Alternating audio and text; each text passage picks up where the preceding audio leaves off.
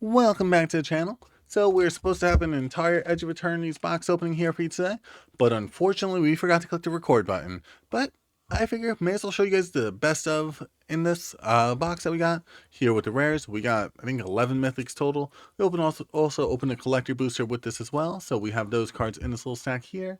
We'll go through the rares, then the mythics, then some lands that we just like that were pretty cool. But yeah, if you guys like the video, make sure you like the video, but let's get into it. We have Sunset Saboteur, the Seriema, which we're super excited to put into our Eric deck.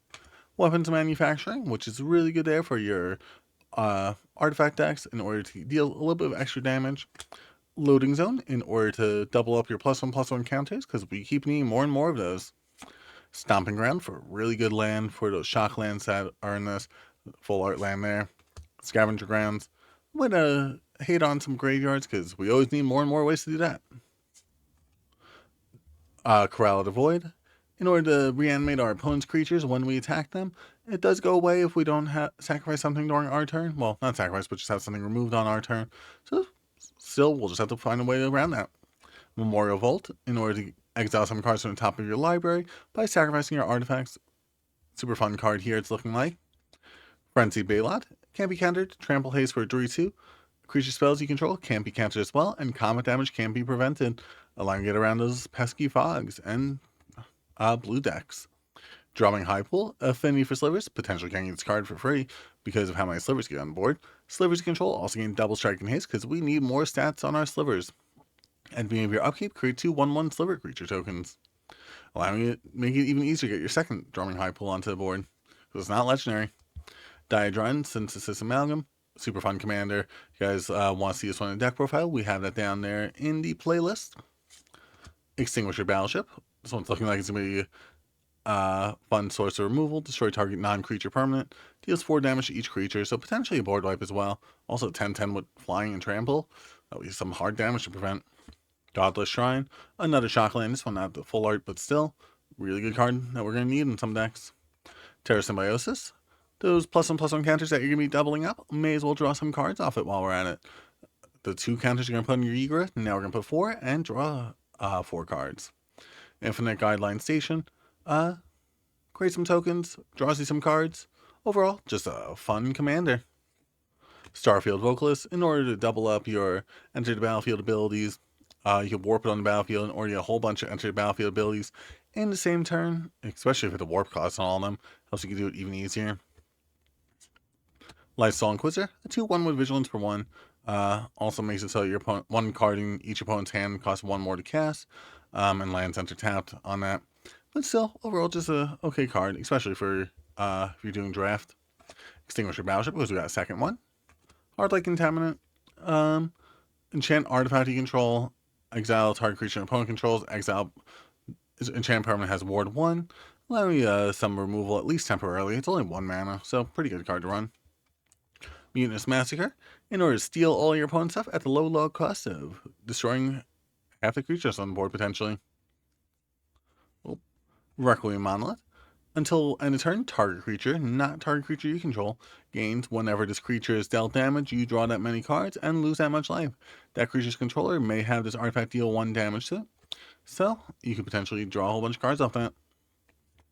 Especially if your opponent decides to block with something while you head on the board for some reason. 0-point Ballot. Destroy all creatures with toughness X or less, and you lose X life. Slightly worse version of Toxic Deluge, but still a pretty good card, especially if you have the mana for it.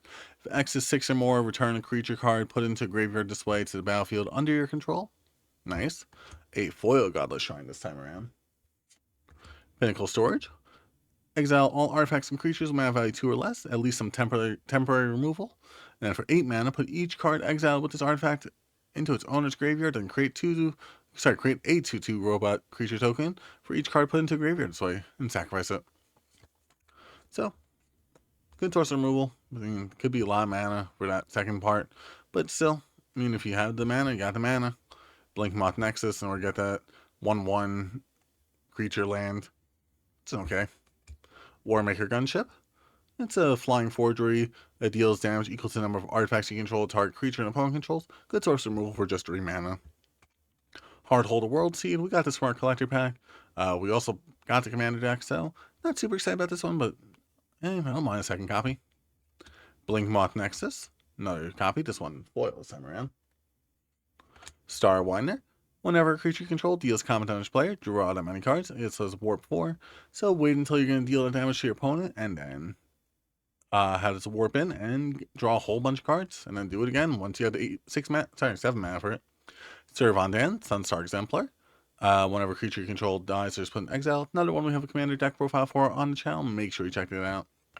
Emissary Escort. This creature gets +X/+0, where X is the greatest mana value among artifacts you control.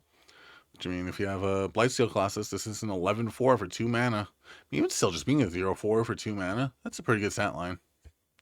Another Sunset Saboteur. A full, extended art 0-point ballad with the foil there. That one's from the collector pack.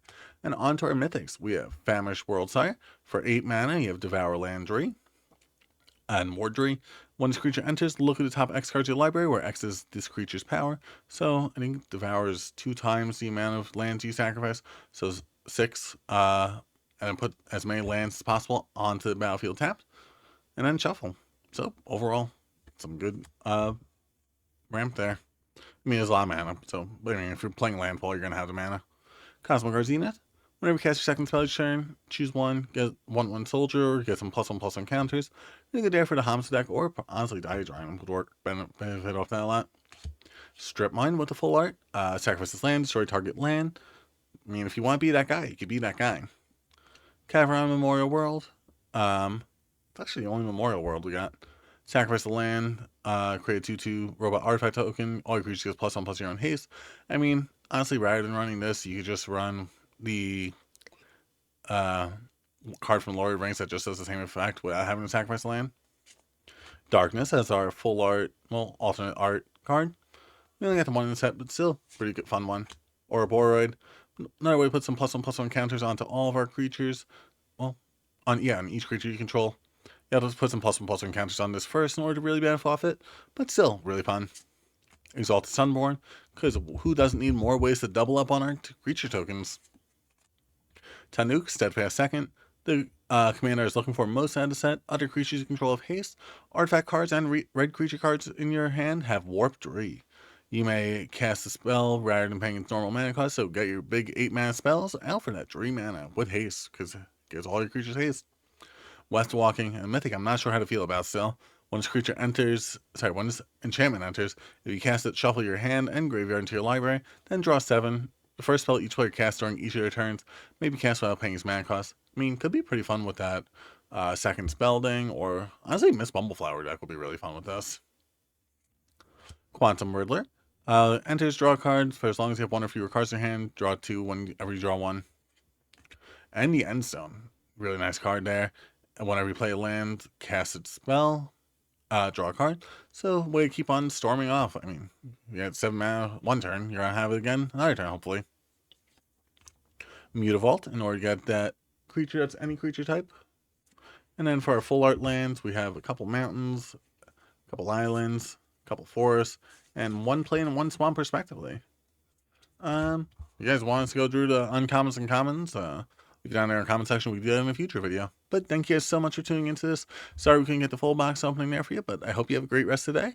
Subscribe if you want to see more like this, or potentially box openings in the future. And yeah, thanks so much for tuning in.